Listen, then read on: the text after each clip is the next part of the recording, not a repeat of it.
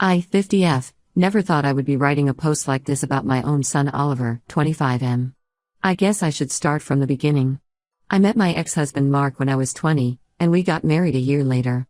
We were happy, or at least I thought we were, until he met Linda, 60F, at his workplace when Oliver was 10. Within 6 months, my marriage fell apart and Mark left us for Linda, who was already well established in her career and came from a wealthy family. The divorce was brutal. Mark promised he would always be there for Oliver, but his visits became less frequent as he built his new life with Linda. He would miss Oliver's school events, claiming he was too busy with work. The truth was he was taking luxury vacations with Linda. We would find out through social media posts. The child support checks were always late, and when Oliver turned 18, they stopped completely. I worked 2 jobs to keep us afloat, waitressing during the day and cleaning offices at night. We moved from our nice house to a tiny 2-bedroom apartment in a not-so-great area. Oliver had to change schools, leave his friends behind, and learn to live with less. But we made it work. I made sure he never went hungry, always had clean clothes, and got the education he needed. I skipped meals sometimes, wore the same clothes for years, but made sure Oliver had everything he needed for school. Linda tried to play stepmom in the beginning. She would buy Oliver expensive gifts that we couldn't afford, take him shopping when he visited their house, and try to bond with him. But Oliver saw through it. He told me once that every time he went to their house, Linda would make subtle comments about how much better his life could be if he lived with them. Oliver always chose to stay with me, which made Mark angry. When Oliver turned 18, Mark gave him an ultimatum: either accept Linda as his stepmom and be part of their family, or be cut off completely. Oliver chose to distance himself from both of them. Mark followed through with his threat and removed Oliver from his will. At the time, Oliver said he didn't care about the money, he just couldn't forgive them for what they did to me. Last year, Mark died suddenly from a heart attack. Oliver didn't even attend the funeral. Linda inherited everything: their mansion, Mark's successful construction business, all their properties and savings. She tried reaching out to Oliver after Mark's death, but he ignored her calls. I was proud of him for standing his ground. Life was going okay until 3 months ago when I needed knee surgery. The doctor said it was years of working on my feet that caused the damage. Oliver was amazing during this time. He took time off work to help me after the surgery, did all the household chores, and even learned to cook some basic meals. We were closer than ever, or so I thought. Then last month, everything changed. I was still recovering, barely able to walk without help, when Oliver dropped the bomb during dinner. He casually mentioned that he was moving in with Linda because she needed someone to take care of her. She has stage 4 pancreatic cancer and, according to him, only has 6 to 8 months to live. I was shocked. This was the same woman he had refused to acknowledge for years, the woman he blamed for breaking up our family. When I asked him about this sudden change of heart, he got defensive. He said Linda was all alone since Mark died and needed help. I reminded him that Linda has a sister, Jane, who lives just an hour away and has always been close to her. Oliver dismissed this, saying Jane was too busy with her own family to care for Linda. What hurt me most was his timing. He knew I was still struggling with basic tasks after my surgery. I couldn't even get to the bathroom without help some days. When I pointed this out, he said I could hire a caregiver with my insurance, but Linda needed family. Family? The woman who helped break up his parents' marriage was suddenly family? I tried to understand, really tried. But things weren't adding up. Oliver had never shown any interest in having a relationship with Linda before. In fact, just 2 months ago, he had refused to take her call when she tried to reach out on his birthday. The only thing that had changed was that Linda now had all of Mark's money and no children of her own. When I suggested that he might be doing this for the inheritance, Oliver exploded. He called me selfish, bitter, and jealous of Linda's lifestyle. He said I was trying to manipulate him into staying with me because I was lonely. His words cut deep because he knew how much I had sacrificed for him. While Mark and Linda lived in their mansion and took exotic vacations, I was working double shifts to put food on our table. Over the next few weeks, Oliver completely moved out. He took all his things and even the TV we had bought together for the living room. He said since he paid more towards it, it was his. Never mind that I had been paying for everything else in his life for the past 25 years. He stopped answering my calls regularly. When I managed to reach him, he was always too busy with Linda. Last week, I had severe pain in my knee and called him for help. He said he couldn't leave Linda alone because she was having a bad day. I ended up calling my elderly neighbor, who had to leave her grandchildren's birthday party to take me to the emergency room. Yesterday, I got a call from Sarah, who works at the law firm handling Linda's estate. She's an old friend from my waitressing days. She told me that Oliver had been bringing Linda to the office frequently, pressuring her to revise her will. Apparently, he had been suggesting that since he was giving up his life to care for her, he deserved to be compensated in her will. I felt sick to my stomach. This wasn't the son I raised. My Oliver would never take advantage of a dying woman. But the evidence was right there. He had abandoned me when I needed him most to cozy up to his wealthy, dying stepmom. The same woman he had refused to acknowledge for years was suddenly worth his time now that she had millions in inheritance to give.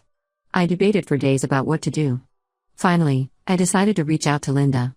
I wasn't sure if she would even agree to see me. We hadn't spoken since the divorce. But I had to try. I couldn't let my son turn into someone who would manipulate a dying woman for money. To my surprise, she agreed to meet me. Update 1: These past 2 weeks have been the hardest of my life. After Linda kicked Oliver out that night, he didn't leave quietly. He stood outside the house for hours, alternating between screaming threats and begging for another chance. Linda's neighbors called the police, and watching my son being escorted away by officers broke something inside me. The next morning, Oliver started his harassment campaign. He called me 47 times in one day. When I blocked his number, he used his girlfriend Amy's phone. When I blocked that, he started calling from random numbers. The messages he left were terrible, calling me a bitter old hag, saying I was jealous because Linda had lived the life I couldn't have, accusing me of ruining his chance at a better life. I had to change my number eventually. But then he started showing up at my apartment. The first time, I was alone and terrified. He banged on the door for an hour, screaming that I owed him for all the times he helped me after my surgery. My neighbors called the building security, but by the time they came up, he had left. Amy showed up a few days later. She tried to convince me that I was being unfair to Oliver. She said he was sleeping in his car, hadn't showered in days, and was at risk of losing his job because he kept missing work. She painted him as this tragic figure who just wanted to help his stepmom and was being punished for it. I almost wavered until she mentioned that Linda's mansion would have made a perfect home for her and Oliver after they got married. That's when I realized Amy was just as bad as Oliver. They had planned this together, getting close to Linda, securing the inheritance, and living off her money. I told Amy to leave and never come back. She called me heartless and said Oliver was right about me being jealous of anyone who had a better life. I later learned from my old neighbors that Oliver had indeed been sleeping in his car, but only for 3 days. He parked outside our old apartment building, probably trying to gain sympathy from people who knew us. When that didn't work, he moved in with Amy. So much for being homeless and desperate. Yesterday brought another twist to this nightmare. Linda's sister Jane came to see me. I was surprised because I had only met her once or twice during my marriage to Mark. She arrived with a thick folder of documents and a troubled look on her face. Jane revealed that Oliver's manipulation went deeper than any of us had imagined. He had been sending emails to their extended family, claiming that Linda's cancer medications were affecting her mental state. He suggested that I was taking advantage of her vulnerable condition to turn her against him. Some relatives actually believed him and had been pressuring Jane to intervene. But what really devastated me was what Jane showed me next. She had found emails between Oliver and Mark from last year, just months before Mark died. Apparently, Mark had been trying to reconcile with Oliver. He had reached out multiple times, admitting his mistakes and asking for a chance to make things right. Oliver's responses were cold and calculating. He told Mark that if he wanted a relationship, he needed to sign over part of his business to Oliver first. The emails were heartbreaking to read. Mark had actually offered to pay for Oliver's master's degree, to help him start his own business, anything to rebuild their relationship. But Oliver only wanted guaranteed assets. He told Mark that since he had chosen Linda over him as a child, he now had to pay the price for a second chance. I spent hours reading through those emails, watching my image of my son crumble. All these years, I had defended Oliver when people said he was wrong to cut contact with his father. I had believed he was standing up for me, choosing loyalty to his mother over Mark's money. But the truth was, he had been calculating his move even then. Jane also revealed something that made me physically sick. Oliver had been spreading lies about my condition after the surgery. He had created this whole story about me living with a fictional sister in another state, telling people he had begged me to let him help but I had refused. He used this lie to explain why he could devote all his time to Linda, because his selfish mother had rejected his help. The reality check was brutal. While I was struggling to get to the bathroom on my own, my son was telling people I had refused his help out of spite. He used my vulnerability to paint himself as the victim, the loving son whose mother pushed him away. The same people who had praised me for raising such a caring son had been fed lies about me being bitter and ungrateful. Linda's health has gotten much worse over the past week. Jane mentioned that the doctors have revised their timeline, they now think she has less than 3 months. Despite everything that's happened, Linda called me yesterday. She asked if I would consider moving in with her. She said we're both victims of Oliver's manipulation, both women who loved him and got betrayed. At first, I hesitated, it felt strange to even consider living with a woman my ex-husband left me for. But then I thought about my tiny apartment, where every corner reminds me of Oliver. Where I still sometimes call out for help before remembering he's not there anymore. Maybe Linda and I can help each other heal from the wounds Oliver left us with. Maybe we both need someone who truly understands how it feels to be betrayed by someone you gave everything to. I haven't given Linda an answer yet, but I'm seriously considering it. Life has a strange way of bringing unlikely people together, and right now, my ex-husband's widow might be the only person who really understands my pain. Update 2: Linda passed away last week, much sooner than anyone expected. The last month of her life was nothing like I imagined it would be.